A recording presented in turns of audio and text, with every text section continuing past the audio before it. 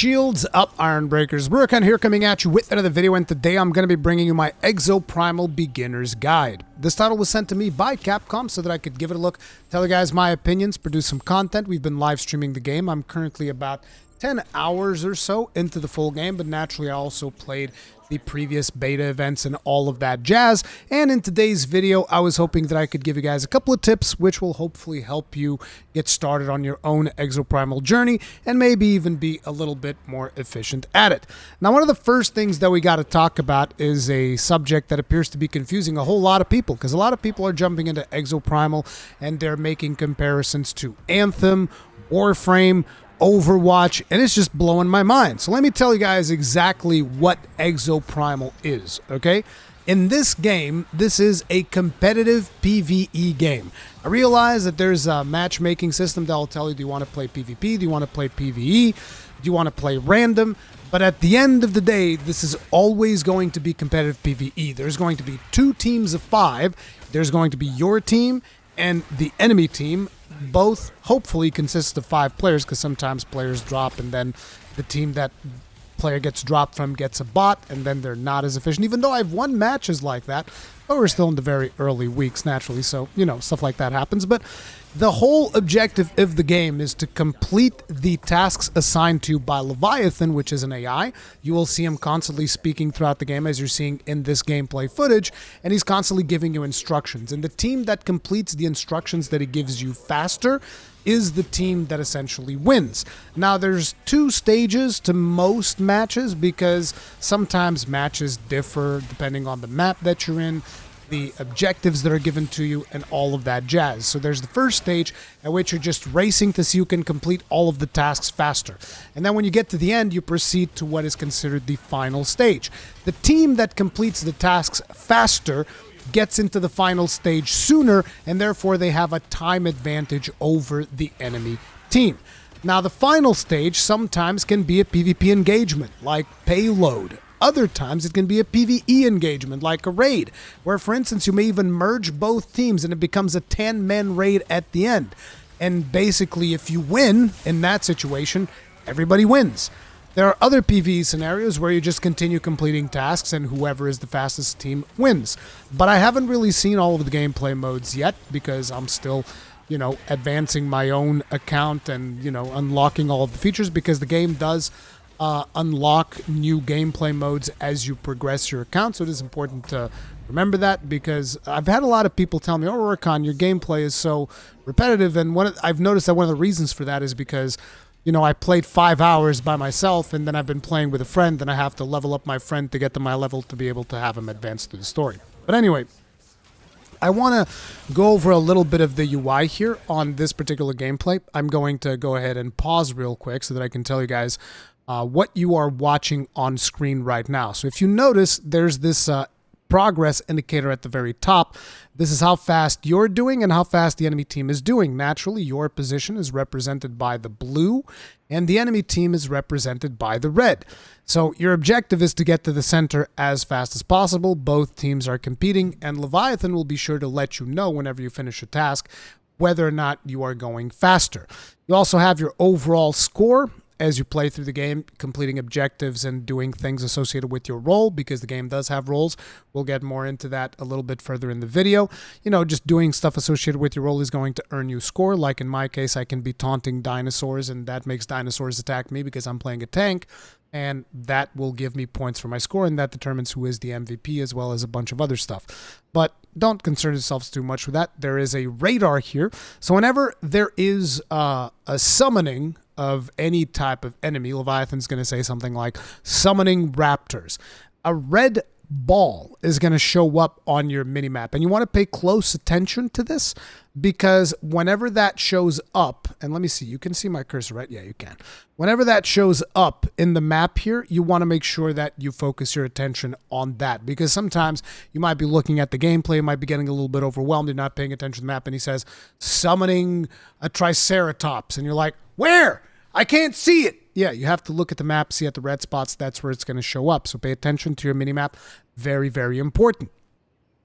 So there's the progress bar up here, mini-map up here that gives you indication of where the stuff is going to spawn. There's a party list down here as well as your own health. Pay attention to your health naturally, because if it gets 0, you're going to die.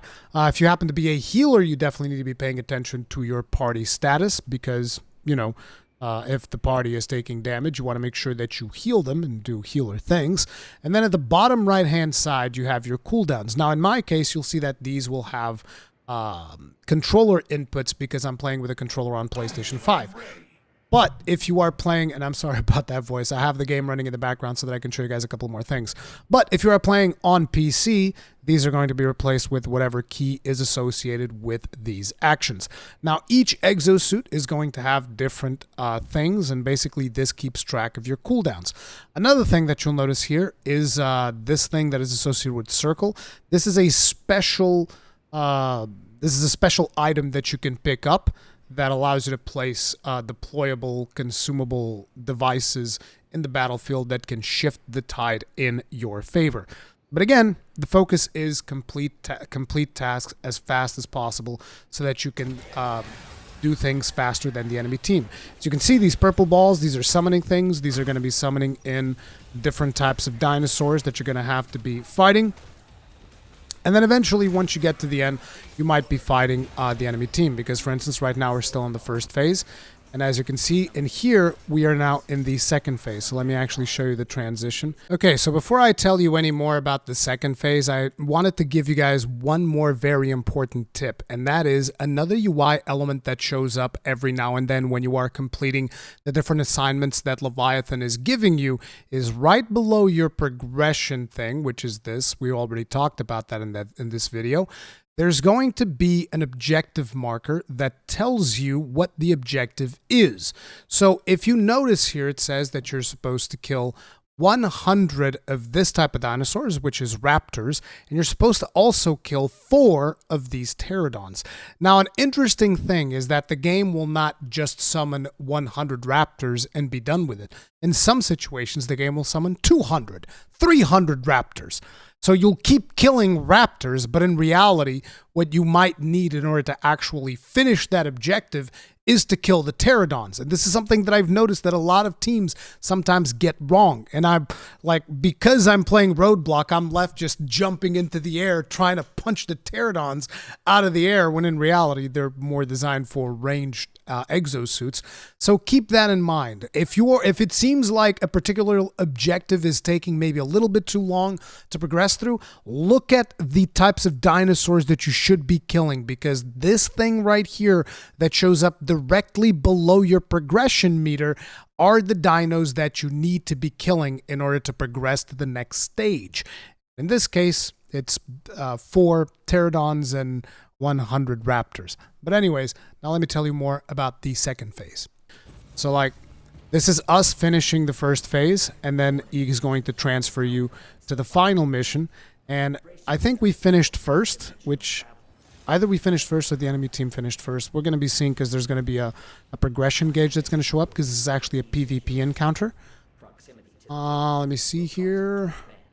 In 5 seconds, let's just see. There we go. As you can see, the enemy team actually got here before we did. So this particular mission type is a PvP mission type, so there is direct confrontation with the enemy team. And they were ahead of us, which meant that they got to push their data key a little bit more than ours did. So they have they're at the position 8. This goes from 0 to 100. Once you reach 100, there's another thing that happens where the key starts uploading data or whatever. But basically, this is a payload scenario. It's nothing like too fancy. Your objective is naturally going to be stay close to your payload, and it is going to advance. I'm not going to be giving you details on every single end game, not endgame, but every single final mission type that you're going to be getting in Exoprimal, because quite simply, I haven't really even seen all of them, because I haven't seen all of the content, right? But this data thing is one of them, and as you can see, we are now pushing our own payload, and then eventually, as you progress here, teams are going to engage, right? This is actually a match that I lost. Like, I got shredded here. I was trying to attack the enemy team. As you can see, eventually the 2 data keys are going to collide in a setting where you're going to be very close to the enemy team, so you're going to be incentivized to go ahead and beat the crap out of them. I got absolutely destroyed. because, you know, it is what it is. You go into PvP, sometimes you win, sometimes you lose. But, yeah, that's the PvP thing. There's also PvE endgame modes, like I said, but it is what it is. Now, I wanted to go into the game because a lot of you guys are going to be wondering, okay, so what's the best exosuit? What exosuit should I be playing? And for that, I have the game open right here, and we're going to be talking a little bit more. We're going to start by talking about roles. Let me just turn on the music because I had the music off to not really get confused by the music in the game and the music in the video.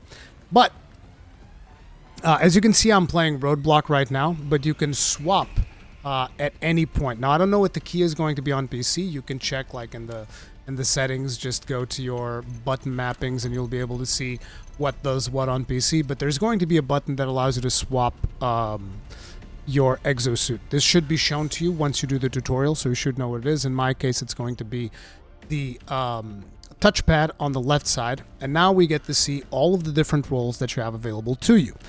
Now, there are 3 roles: Assault, Tank, and Support. They're all fairly explanatory. Assault is your DPS. Tank is a tank that has some form of crowd control for monsters or taunting for monsters and is usually a more resilient type of exosuit. And then there's also Murasame, which on top of all that also deals hella damage for some strange reason. This thing has an ultimate that deals 4,000 damage. And in case you're wondering, that's enough to kill me and my little Roadblock 4 times over, which is strange, but you know, it is what it is. Then on the support side of things, these are your healers. Now you might be wondering, okay, so give us just like a very quick take on each of these classes. And it's actually fairly simple. If you like just straight up assault rifle type gameplay, this is the one you want to be playing. Deadeye. Super simple. He's also got grenades. He's got an assault rifle, a grenade, an automatic assault rifle. Super solid. I love playing Deadeye. Really fun. Now this one I haven't really played. This is a melee class, so think of it almost like a rogue. This is going to be dual blades engaging in enemies, but he deals tons of damage, but he's also very squishy, so you're going to have to be very careful about your positioning. I haven't really played this class yet. Then you have Barrage. Barrage, as you can see, he's got his hair on fire. He deals with explosives. Now, he's actually very good at dealing with armored dinosaurs, like the Triceratops, the Stegosaurus, those types of dinosaurs that have heavy armor. He's very good because he's going to burn them. He's going to put debuffs, and he just deals tons of damage in those situations particularly. He's also very good at dealing with raptors and all of the other threats that can happen in a map, but he really excels at dealing with heavily armored dinos. So if one of those is giving you problems, this right here is a very good one to play. Now this is the sniper. I haven't really played the sniper at all. If you're into snipers, this is going to be the class that you're going to be playing. When it comes to tanks, Roadblock is your melee tank. Super basic. He's got a big ass shield. You can put the shield up in front of people. The shield regenerates. So, you know, he's your big shield boy, but he only punches things. He doesn't really have ranged attacks unless you go for the rig, which we'll talk about rigs as well. Then you got Krieger. Now, Krieger's got this big minigun. Doesn't really deal that much damage, to be honest, but it's got hella ammo. And his thing is he's got like a big shield that he can put around things, but it's a temporary shield, whereas the Roadblock shield is a much more permanent one that you can keep reusing. But, you know, it is what it is. I'm not a big fan of Krieger, but I've seen a lot of people play it effectively. You have Murasame. Murasame is like a counter-type playstyle, so he'll block, and that will empower his blade for a little bit. But his block is not really like a parry, but you need to time your blocks a little bit more than, say, Roadblock. So Murasame is a little bit more skill-based in that thing. But he also deals a ton more damage with his sword because of that, so there's that. Now, in terms of the healers right here, this is your pure healer, the Witch Doctor. He just pumps out heals like nobody's business. The Skywave also does a lot of healing, but Skywave also comes with this field that debuffs enemies. So it also brings in a debuff aspect to it. And then Nimbus, the thing about Nimbus is she's got 2 guns. Those 2 guns is how you heal people. You shoot them and it heals them. But you can swap and it becomes like a regular gun that you can shoot enemies with. And when you swap, it also empowers the shots of the gun. So Nimbus is also capable of dealing a significant amount of damage. So this is kind of like all of the classes in a nutshell. Now, my recommendation is actually jump in here. Now, this is the training area. You can go in here by going into the main menu. There's a section there that says War Games, and then it lets you go into a training area. And the reason why the training area is so important is because you can test literally anything. It's like, oh, I want to test the Murasame. Okay. Boom. You swap out. You pop into the another suit. And you can just run around and test the Murasame against targets. There's also these green things here that will help you reset, not reset, but like refresh your ultimate. So if you just want to test out the ultimate of each of the suits, you can do that as well. Like, you can go in here. Okay, ultimate's back up.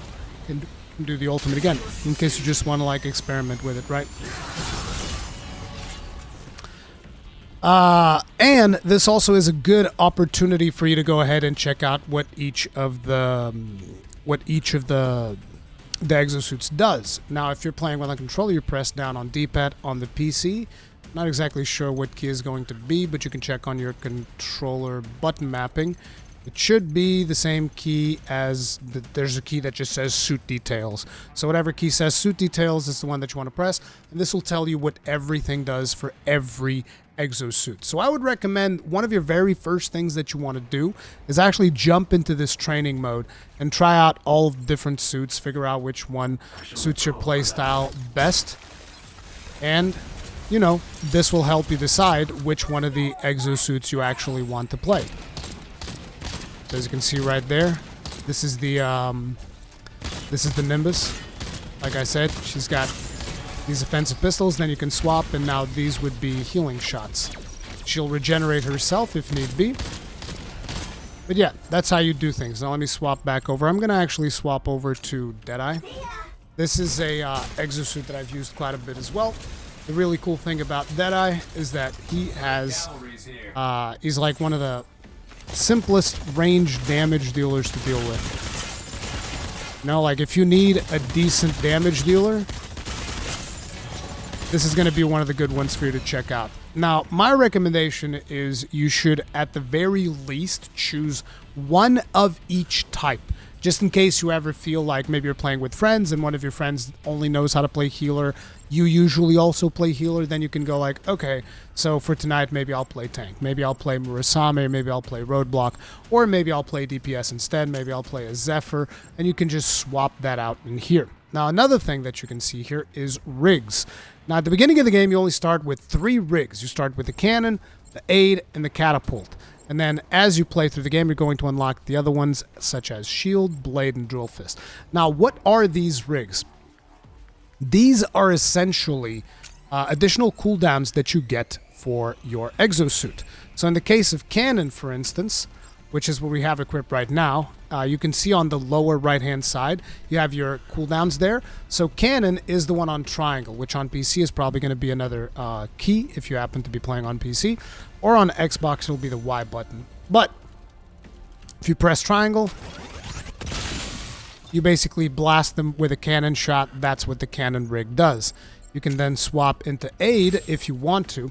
And what aid does is it provides you with a little healing field. I actually recommend, if you are new to Exoprimal, use aid because it'll help you stay alive, particularly if you're getting match made with healers that are still a little bit inexperienced. They're still learning their role. They don't know exactly how to properly heal people. Then you take your little aid thing here, plop this thing to the ground, you stand on it, it's going to heal you. And you can also use this to heal other players. Anybody that stands on that gets healed, so that's pretty good to have. It's a pretty solid first pick if you're struggling, you still don't understand exactly how the game works. Now, when it comes to the catapult, I can't really advise you too much on it because the catapult does not seem super useful to me yet. Maybe I'll be eating these words in the future. But basically, the catapult just propels you forward for a little bit. Unfortunately, even though we have a way to reset the status on our ultimates, I don't think there's a way for you to reset the status of these rigs. But yeah, you just do this. The character does that. Not particularly impressive, so I don't know what's the deal with this. Maybe I'm using it wrong, I don't know. Then you also get a shield. The shield just provides a shield in front of you. It's nothing special, lasts for a couple of seconds. It is pretty good. I'm actually using it as roadblock.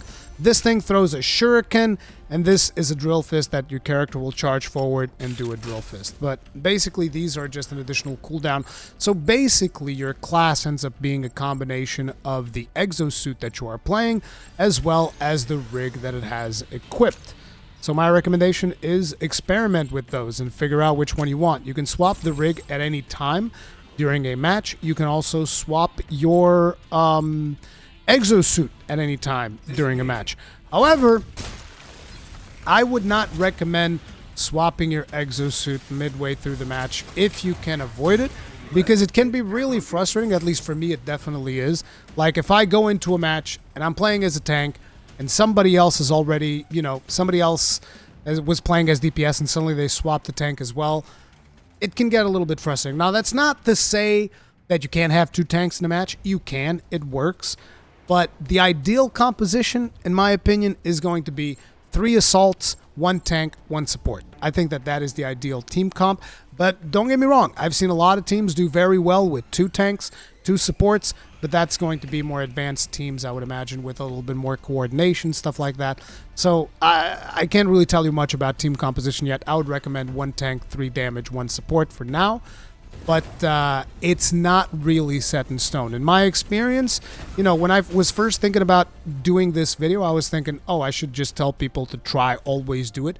But now that I've played the game a little bit more, I would actually go ahead and say, I'm not sure. Experiment with it, play with it. The meta's not set in stone. But one of the most important things is definitely come in here, understand how this works, get an idea of like the different exosuits and what roles they perform, and then so that when your team screen comes up, you're like, okay, so we have 3 damage dealers, 2 damage dealers here, so that you can maybe swap your role if needed be to be a little bit more efficient for your team. Now, there's also a section here in your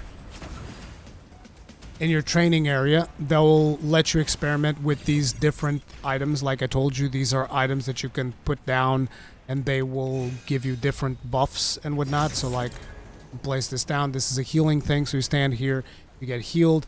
There's a wall thing that you can get. So you can place this down. It'll be a wall. You basically place this down. In my case, it's circle. On PC or Xbox, it's whatever button happens to show in there. There's this one that's a little bit weird. It's a platform that you can just like put in the air. Then you can stand on top of the platform, so maybe certain dinos can't get to you. There's this one that is a cannon. You set it down, it will just continuously fire forward, so I'll set it down here. It's going to shoot and hit that dude for 80 damage. And this one, I don't actually know what it does. I suspect it increases your melee damage, but I'm not sure. Also, different exosuits have different melee attacks. In the case of this one, he actually throws like this grenade type thing. I'm not even sure how this one works, because I haven't really played too much Barrage, but yeah, Barrage is all about explosives. Anyway, besides the point, you get the idea. This training mode lets you experiment a whole lot. Now, there's another thing that you're going to start unlocking as you play through the game, and there are these modules, right? Once you go to your hangar and you start you pick whatever exosuit you're going to be playing the most, it is going to start unlocking things for you. So the more you play Roadblock, the more modules you're going to be unlocking for Roadblock. So in my case, for instance, I have these modules which I can alternate between Tower Shield, which is something that improves the durability of my shield so that I can tank more hits, and Knuckle Duster, which increases my defense when I'm punching things, and it also increases my chance of stunning dinosaurs. So I basically went Knuckle Duster because stunning dinosaurs is really cool. By the way, if you punch a dinosaur in the face, there's a chance that you stun it. Same thing for like shield bashing, because you can shield bash with Roadblock. So there's that. This also increases the damage of my punches, so it was pretty much a no-brainer. But usually there will be like a selection like this that you'll have to do for most exosuits. So like, for instance, in the case of Deadeye, if you go to his modules, you'll go ahead and you'll have something here which is Damage Chain, increases the damage of consecutive hits with the Ravager. So the more you hit something with your machine gun shots, the more damage it's going to do. Or you can have this other one which modifies its performance, which reduces cooldown time for rifle grenade. Oh, this is actually really good. So the more, you know, you reduce the cooldown on your grenade attack, which is something that you end up using a lot in a lot of these missions.